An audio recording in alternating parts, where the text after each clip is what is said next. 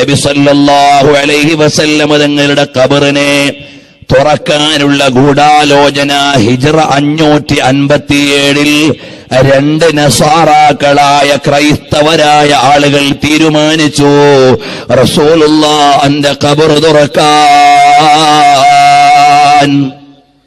അങ്ങനെയതാ വലിയ കാലേക്കൂട്ടി പദ്ധതിയുണ്ടാക്കി നല്ല മുസ്ലിമീങ്ങളുടെ വേഷം ധരിച്ച് മദീനയിൽ വന്ന് അവിടെ വന്നിട്ടവര് രാത്രി മുഴുവനും ഇബാദത്തിലാണ് എന്ന് വരുത്തി തീർക്കാൻ ഒരു ഖൈമയുണ്ടാക്കിയിട്ട് ആ ഖൈമയിൽ അവര് കഴിഞ്ഞുകൂടി.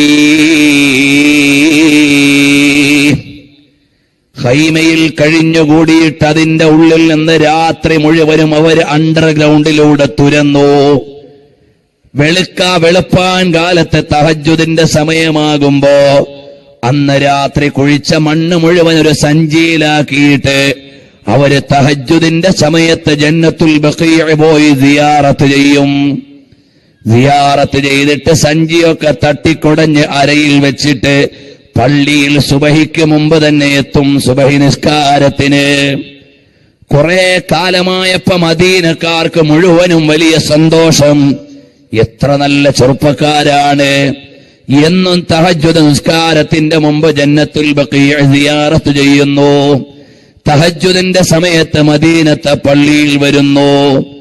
ആരുടെയും ഒരു ഔദാര്യവും പറ്റുന്നില്ല.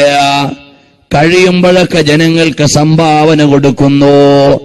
ഇങ്ങനെയുള്ള നല്ല മനുഷ്യന്മാരെന്ന പ്രതീതിയാണ് ജനങ്ങളുടെ ഇടയിൽ മുഴുവനുമുള്ളത്.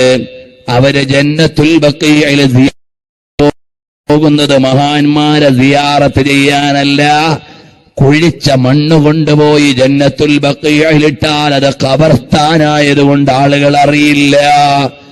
അങ്ങനെയുള്ള ഗൂഢാലോചനയിൽ കുഴിച്ചുകൊണ്ടിരിക്കുമ്പോഴാണ് അന്നത്തെ ഭരണാധികാരിയായ നൂറുദ്ദീൻ ഉസ്സിങ്കി റളിയല്ലാഹു അൻഹുവിന്റെ അടുക്കലേക്ക് രാത്രി വരുന്നു മുഹമ്മദ് മുസ്തഫ സല്ലല്ലാഹു അലൈഹി വസല്ലം തങ്ങൾ പറഞ്ഞു, എന്റെ ഖബറിതാ കുഴിച്ചെടുക്കാൻ അടുത്തിരിക്കുന്നു, വേണ്ടത് ചെയ്തോ. ഉടനെ മദീനയിലെ ഗവർണർക്ക് ഓർഡർ ഇട്ടു മദീനയൊന്ന് പരിശോധിക്കാൻ. മദീന ഗവർണർ പറഞ്ഞു, ഇവിടെ യാതൊരു പ്രശ്നവും ഇല്ല. തഹജ്ജുദിന് എഴുന്നേൽക്കുന്ന ഔറാദുകൾ പതിവാക്കുന്നയാളായിരുന്നു നൂറുദ്ദീൻ ഉസ്സിങ്കി എന്ന ഭരണാധികാരി. ചരിത്രത്തിൽ കാണാം. അദ്ദേഹം അവിടുന്ന് കിടന്നുറങ്ങുമ്പോ വീണ്ടും നബി സല്ലല്ലാഹു അലൈഹി വസല്ലം തങ്ങൾ പറഞ്ഞു, എന്റെ ഖബറിതാ കുഴിച്ച് എന്റെ ഖബറിന്റെ അടുക്കലേക്ക് എത്താൻ അടുത്തിരിക്കുന്നു. അപ്പോഴേക്ക് മദീന ഗവർണറും സ്വപ്നത്തിൽ കണ്ടതായി സയ്യിദ് സുമൂദിയുടെ നിവേദനത്തിൽ കാണാം.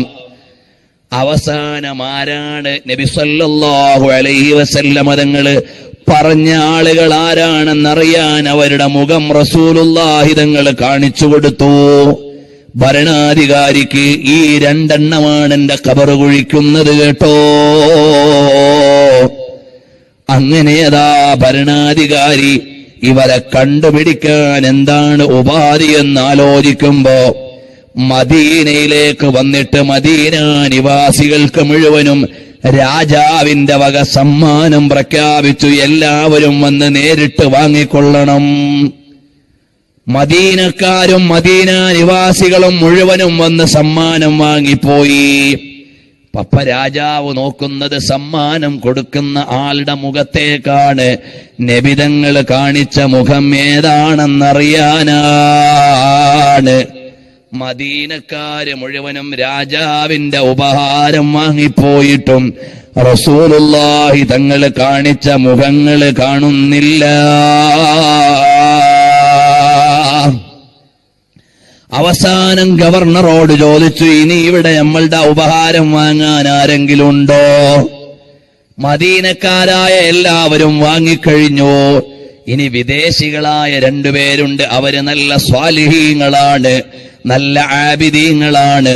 തഹജ്ജുദ് നിസ്കരിക്കാൻ വരുന്നവരാണ്, നല്ല മട്ടത്തിൽ ജീവിക്കുന്നവരാണ്, അവരെ സംശയിക്കേണ്ടതില്ല. അപ്പൊ നൂറുദ്ദീൻ സിംഗി പറഞ്ഞു അവരും വരട്ടെ.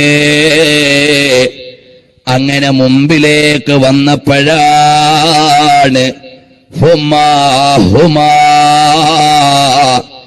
ഇവരെ രണ്ടുപേരെയും തന്നെയാണ് റസൂലുള്ളാഹി തങ്ങള് കാണിച്ചു തന്നത് കേട്ടോ.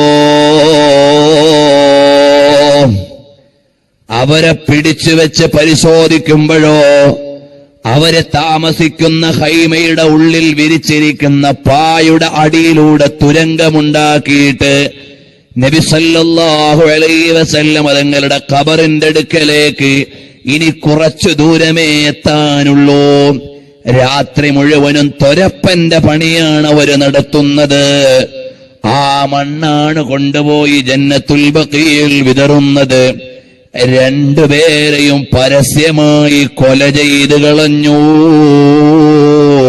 വധിച്ചു കളഞ്ഞു എന്ന് മാത്രമല്ല, നബി സല്ലല്ലാഹു അലൈഹി വസല്ലം തങ്ങളുടെ ഖബറിന്റെ 4 ചുറ്റും വെള്ളം കാണുന്ന അത്രയും ആഴത്തിൽ കുഴിച്ചിട്ട് ലഡ് കൊണ്ട് മതിലുണ്ടാക്കിയിട്ടുണ്ട് കേട്ടോ. ലോഹമൊരുക്കി ഒഴിച്ചിട്ട് മതിൽ കെട്ടിയിട്ടുണ്ട്.